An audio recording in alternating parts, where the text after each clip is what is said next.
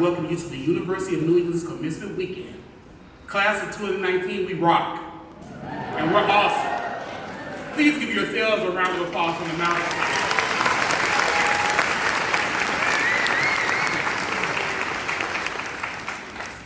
I would like to also, for us to take the time to acknowledge those who cannot attend, but who have also made the journey to this milestone as well. This is a weekend for celebrating many memorable academic achievements, life pursuits. Here today, we consist of over 800 graduates from 11 countries and several U.S. territories, 48 states, including Washington, D.C., which is very impressive. The degrees to be conferred include the Doctor of Education, the Master of Science in Applied Nutrition, the Master of Science in Health Informatics, Master of Social Work, and Certificate of Advanced and Graduate Studies. Congratulations.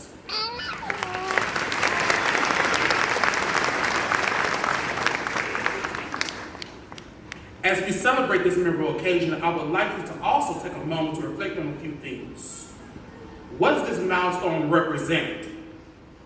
And what is now my task as a scholar practitioner? Today may resonate as a moment of completion because you have worked very hard towards your degree. It may symbolize a moment of peace, of relief, because there's less repeating deadlines. All the revisions have been satisfied. This milestone could even represent a promotion within the workplace or the possibility of a new career move. Beyond the shadow of a doubt, this milestone culminates various meetings to each of us here today. As I reflect upon a few personal valleys and storms, hopefully this will encourage you to pursue and reflect upon the continuity of moving onward and upward towards becoming catalysts for greatness and to continually pay it forward to inspire those around you. From humble beginnings in Oak Cliff, Texas, a suburb of Dallas, on July 15, 1995, a young 15-year-old boy ate lunch with his mother. She smiled and began to explain to him, "Son, I don't want you to be like me. I want you to be better. No matter what may come, I expect you to finish high school and to go to college and beyond. Don't let the noise of others' opinions drown out your inner voice or dim your light for success. And most important, always have the courage to follow your heart and your intuition. You will learn that somehow they already know what you truly want to become. Remember, I've taught you the importance of independence and how to remain prayerful and humble. In all that you do, always remember you have 2 eyes, 2 ears, and 1 mouth, so you should look and listen and talk twice as much. Remember, always be quick to observe, quick to listen, and short to speak. You will find that the sum of these values is learning, which is infinite and indispensable. So your thirst for knowledge should be inevitable and never ending. I want you to also remember, good, better, best, never ever rest until your good is better and your better is your best. This will be the last conversation that this mother and son would have. On July 25th, 1995, Carmen Colter lost her fight with lupus, but gained so much more eternally. Raised thereafter by his grandparents, a retired nurse of 35 years and a retired postal worker of 36 years, this young man went on to graduate from Lancaster High School and Prairie View University twice. In all that he did and through every endeavor, he remembered his mother's teachings. He could always hear her words about being and doing his best, and always by continually listening, observing, and learning. As life continued to present innumerable peaks and valleys, his grandmother would ultimately be the continuum of wisdom. He learned that it was she who wanted to plant those seeds, and it was she who planted those seeds into his mother, who in turn imparted them into the man you see standing before you today. On August 17, 2017, as Hurricane Harvey made its frightening landfall and with catastrophic rainfall, record flooding, and power outages in Houston, I remember working rigorously on my proposal with candles and a lantern, while members of my family were taking cover from the storm in one house. David and Pearlie Colter in Oak Cliff, Texas, was praying relentlessly for our safety and would call when they could get through to check upon our status. I was extremely worried and discouraged, and as to how I would get anything done. Somehow my grandmother got through. She called and began to tell me, I know it's rough. I know it seems bleak. I know that you are scared, but remember, good, better, best. Never ever rest until your good is better and your better is your best. You have not come this far to give up now, and I will not allow you to stop now.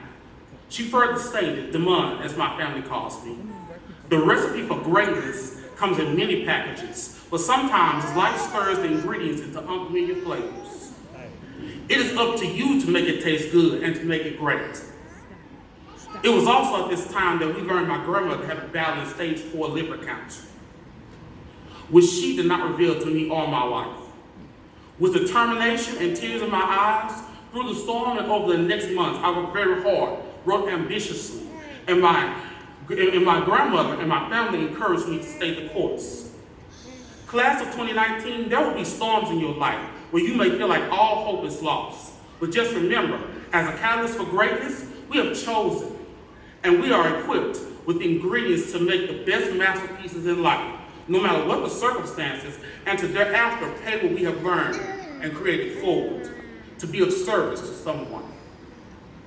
On May 23rd, 2018, just minutes after successfully defending my dissertation, I received a call from my grandfather to relay to me that my grandmother had been released from the hospital and placed into home hospice care.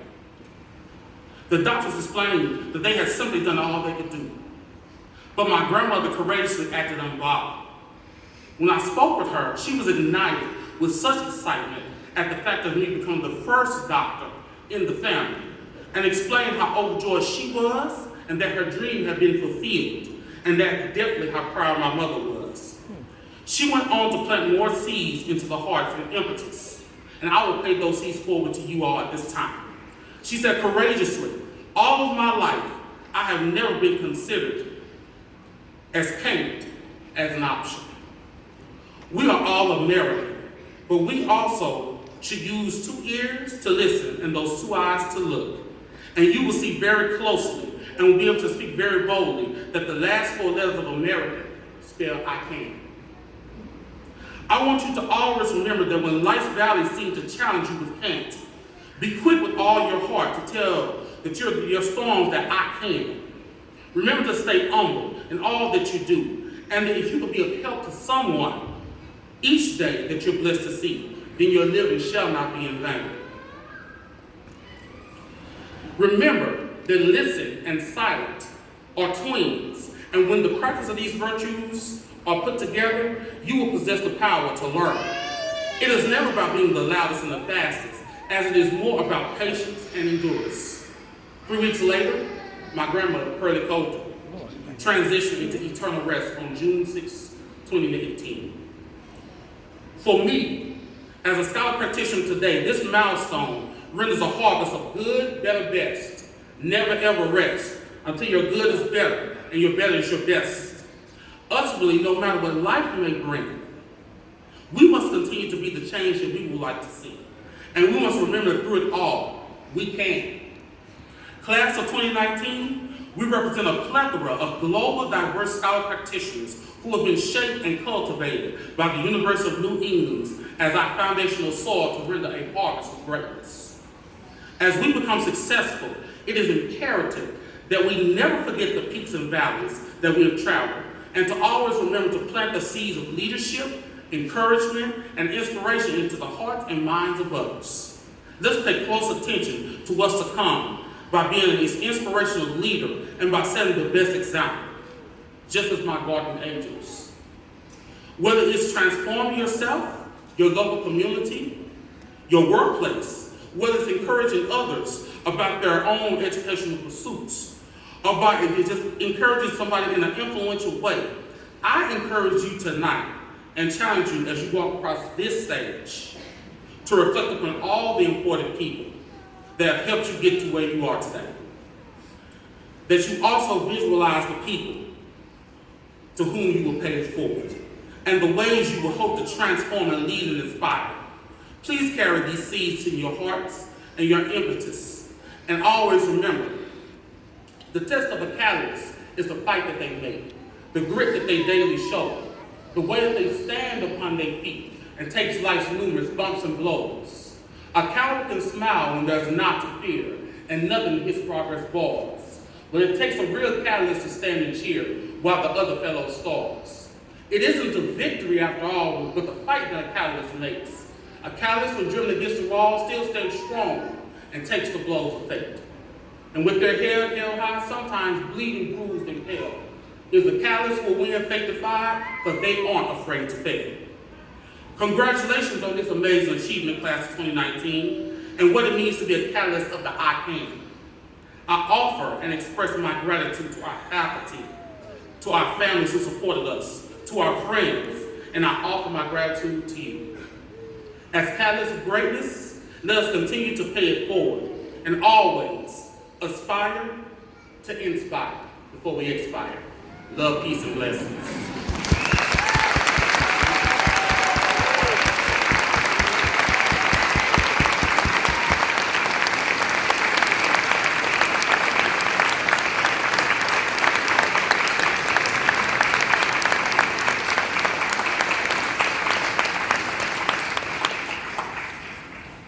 Thank you, David. That was incredibly inspiring. I certainly appreciate it. It is